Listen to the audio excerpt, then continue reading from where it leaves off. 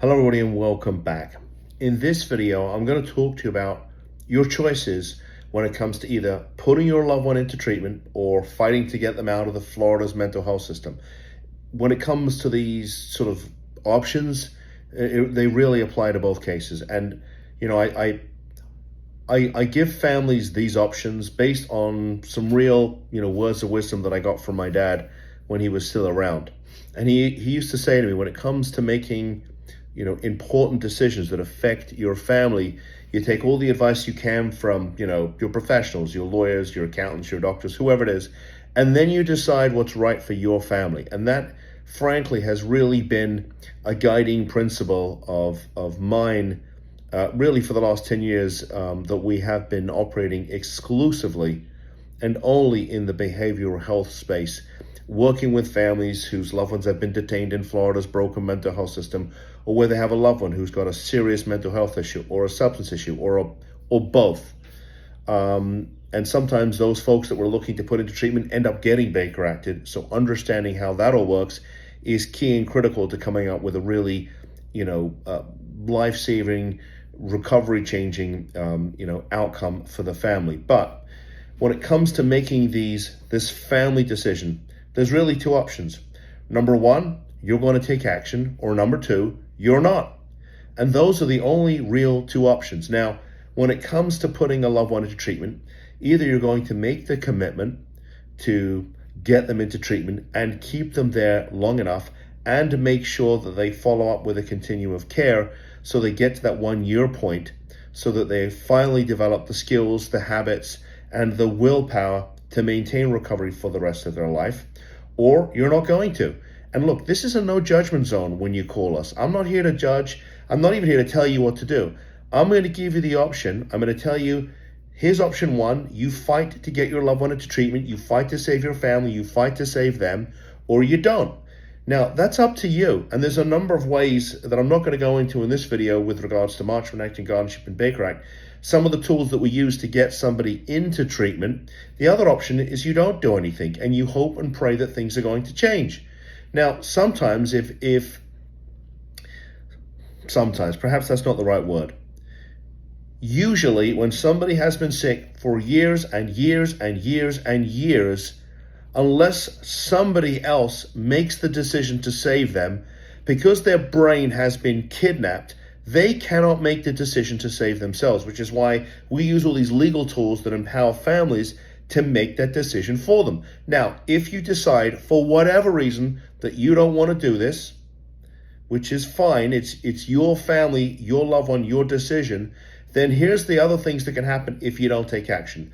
Number one, they die. And I hate to be blunt about this, but I've seen it happen, okay? They pass, right? Because this is a disease and it will inevitably kill them if you don't get it treated. Number two, the state of Florida comes along and sucks them into the mental health system. And I promise you that if you ever get them back, you will not like what you see. Florida sucks at taking care of people with mental health issues. Okay, the other way is that the government or the state steps in and places them into the criminal justice system. Now, you might get some help in the criminal system, but honestly, is it great? Not if they go to prison, it's not. We do have specialty courts, which I'm most grateful for through the criminal system. But look, nothing beats the family making the decision to save them and their family. That's the best route. But again, the option's yours. Now, when it comes to things like the Baker Act, and ironically, before I made this video, I just got off the phone with somebody, which is not unusual because we get 2 or 3 calls a day from people who have a loved one Baker acted. And for what it's worth, I've had a family member that was Baker acted too, and I was there when it happened. So I know what this feels like. But here's your options. Number one, you can take action and you can fight like hell to get them out. And I'm a big fan of that. You know that I am if you've seen any of my other videos. Or number two, you can do nothing. And if you do nothing, perhaps they'll get released. Sometimes people get released, especially when the case is bogus and the facility has sort of racked up enough of a bill with the insurance company that they're not going to get paid anymore. Your loved one might get out. But if it's a decent case, and sometimes they make it a decent case, even if it wasn't when your loved one first got there, then by not taking action, you know what happens? They get stuck there. And the max for a Baker Act is 6 months. And I've seen it happen. I've also seen it happen where a judge says, no, you're staying for another 2 weeks, another 30 days. And then we get those calls too. And that's unfortunate, but it's really hard to sort of unring the bell, unspill the milk, as I like to say. And so look, these are your choices. Either you take action or you don't. And if you want to talk about what taking action looks like, we're here to help. If you don't want to take action, look, it's totally your decision. Okay, I'm not here to tell you you're good, you're bad, any of this stuff. I'm here to help people. That has been the mission of my firm, of my wife, who's also my law partner. For 10 years, we've done nothing else but help folks like you. So if you want to talk about getting help, we're happy to have a conversation with you. I would also encourage you on both of the websites, the Mental Health Addiction Law Firm website and the Baker Act Attorney's website, there's an ebook. You can download it for free. On the mental health website, there's a 45-minute video. It's me doing a presentation. It's the same presentation I give to the lawyers, because I'm also a Florida bar approved continuing legal education credit provider. I think I'm the only lawyer who does any of this work that actually is a CLE provider.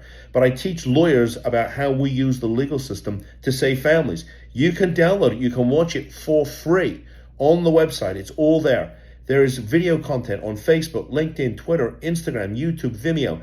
It's all there and you can have it for free. I want you to get the information you need, not from Google, not from some silly website that is not even up to date and gives you the wrong information, but information that's real world, based on real cases, coming from a lawyer who, I've been practicing over 30 years now.